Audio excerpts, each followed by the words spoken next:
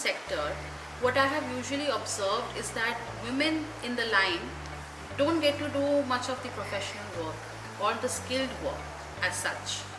They're just involved in cutting threads or just helping with the packing, and this was something that was extremely important for us in order to upskill them, to make them a solid part of the team and not just treat them as the least and the lowest in this supply chain.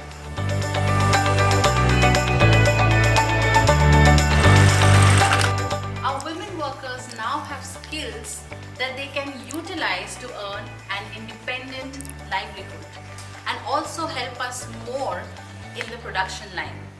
And this is how we made them a part of our team and our community. So we gave them the smallest piece of fabric that was directly picked up from the factory floors. We upskilled them to make small plushies and scrunchies that they were making with their own hands. So they just created magic. They embroidered small eyes on these plushies. They made beautiful headbands. They made beautiful scrunchies. And these are really popular products of our brand.